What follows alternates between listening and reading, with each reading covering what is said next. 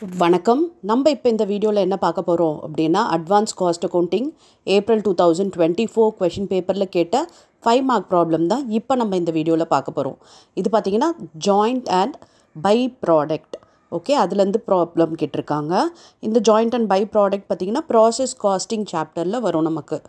S, இப்போ problem பார்க்கலாமா? Okay, பாருங்கள். 14th problem. The following information relates to the main product A and its by product B. Okay, main ப்ராடக்ட்ன்றது A and by product வந்து B. B is sold at a profit of 20% on selling price. Okay, பியை வந்து எவ்வளோக்கு sale பண்ணியிருக்காங்க அப்படின்னா 20% ப்ராஃபிட்டில் sale பண்ணியிருக்காங்க. Okay, 20% on selling ப்ரைஸ்ன்றது ப்ராஃபிட். ஓகே, அந்த ப்ராஃபிட்டோட சேல் பண்ணியிருக்காங்க. இப்போ பாருங்கள், material, labour, expenses, joint expenses கொடுத்துருக்காங்க. செப்பரேட்டாக ஏக்கு எவ்வளவு, பிக்கு எவ்வளவு அப்படின்னு கொடுத்துருக்காங்க. ஓகே, இப்போ நம்ம வந்து கால்குலேட் பண்ணலாம். என்ன கேட்டிருக்காங்க பாருங்கள். The amount realise by the sale of product B was 20,000. Okay, எவ்வளோ சேல் பண்ணியிருந்து பி ப்ராடக்ட்டை நமக்கு வந்து அமௌண்ட் ரியலைஸ் பண்ணியிருக்கு அப்படின்னு பார்த்தீங்கன்னா 20,000 ரியலைஸ் பண்ணியிருக்கு ப்ராடக்ட் பி சேல் பண்ணதில்லை. Find out the cost of A and B. A எவ்வளோ காஸ்ட், பி எவ்வளோ காஸ்ட் அப்படின்றது தான் கொஷின். இப்போ நம்ம போடலாமா? ஓகே, ஃபஸ்ட்டு வந்து மெயின் ப்ராடக்ட்டுக்கு நம்ம போடலாம், அதுக்கப்புறம் பை ப்ராடக்ட்டுக்கு போடலாம். எஸ், இப்போ மெயின் ப்ராடக்ட் பொறுத்த வரைக்கும் நமக்கு பார்த்திங்கன்னா ஜாயிண்ட் எக்ஸ்பென்சஸ், அதாவது சேர்த்து பண்ண வேண்டிய எக்ஸ்பென்சஸ், இது வெறும் ஏவோட எக்ஸ்பென்சஸ். இது ஏக்கும் பிக்கும் சேர்ந்தது, இது ஏவோடது மட்டும். ஓகே, அப்போ நம்ம போடலாம். மெயின் ப்ராடக்ட் போடும்போது இப்போ மெட்டீரியல் ஜாயிண்ட் எவ்வளவு, செப்பரேட் எவ்வளவு. ஜாயிண்ட் வந்து 20,000, செப்பரேட் வந்து 5,000. பாருங்கள், இங்கே மெட்டீரியல் அதை போட்டாச்சு, மொத்தம் 25,000. லேபர் பார்த்திங்கன்னா 15 + 3 18,000. எக்ஸ்பென்சஸ் பார்த்திங்கன்னா 10 + 2 12,000. ஓகேவா? எஸ். இப்போ நெக்ஸ்ட்டு நம்ம வந்து என்ன கண்டுபிடிக்க போகிறோம்? பை ப்ராடக்டோட எக்ஸ்பென்சஸ் எவ்வளவு அப்படின்றத பார்க்க போகிறோம். அது மட்டும் எப்படி கண்டுபிடிக்கிறது அப்படின்னு பார்த்தீங்கன்னா, இப்போ பாருங்கள், இந்த டேபிள் யூஸ் பண்ணி நம்ம கண்டுபிடிக்க போகிறோம். அதாவது joint expenses of by product cost. Okay, by product காஸ்ட்டில் ஜாயிண்ட் எக்ஸ்பென்சஸ் எவ்வளவு அப்படின்றத பார்க்க போகிறோம்.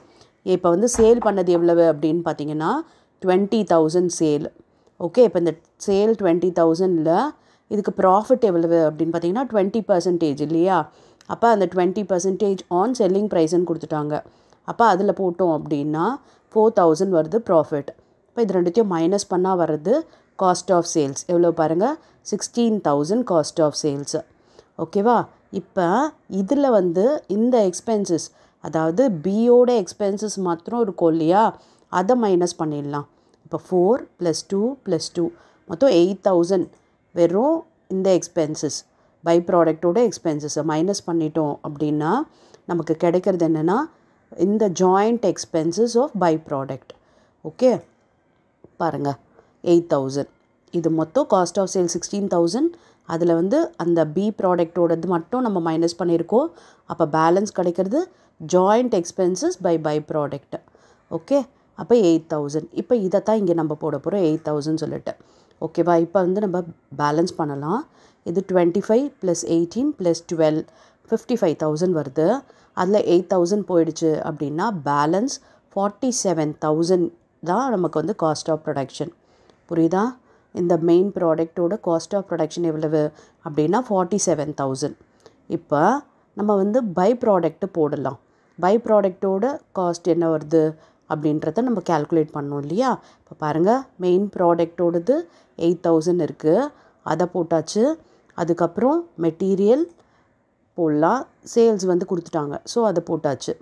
மெட்டீரியல் எவ்வளவு 4,000, லேபர் 2,000, எக்ஸ்பென்சஸ் 2,000. பாருங்கள், மெட்டீரியல் 4,000 போட்டாச்சு, லேபர் 2,000 போட்டாச்சு, எக்ஸ்பென்சஸ் 2,000 போட்டாச்சு. ஓகேவா? இப்போ இது மொத்தம் 20,000 இல்லையா? அது இல்லாமல் நமக்கு வந்து ப்ராஃபிட் எவ்வளோன்றதும் தெரியும், ஏன்னா நம்ம தான் கண்டுபிடிச்சிட்டோம். பாருங்கள், 20,000 × 20%. இங்கே தான் தெளிவாக கொடுத்துட்டாங்க இல்லையா? B is sold at a profit of 20% on selling price. அப்போ பியில் 20% செல்லிங் ப்ரைஸ் 20,000. அப்போ 20,000 × 20% போட்டோம்னா 4,000 வருது. ஓகே, இப்போ இது பேலன்ஸ் பண்ணுங்கள், ஈக்குவல் ஆகிடும். பாருங்கள். ஓகே, 8 + 4 + 2 + 2 + 4 20,000. இங்கே பார்த்தீங்கன்னா அதே 20,000. சரியா? இது எப்படி நமக்கு டேலி ஆச்சுன்னு தெரியுதா? ஏன்னா நமக்கு ப்ராஃபிட்டோட பர்சன்டேஜ் கொடுத்ததுன்னா நம்ம கண்டுபிடிச்சி போட்டுட்டோம். ஒருவேளை இந்த பர்சன்டேஜ் இல்லைன்னா நம்ம பேலன்சிங் ஃபிகராக ப்ராஃபிட் எவ்வளோன்னு கண்டுபிடிச்சிருப்போம். ஓகேவா? எஸ்.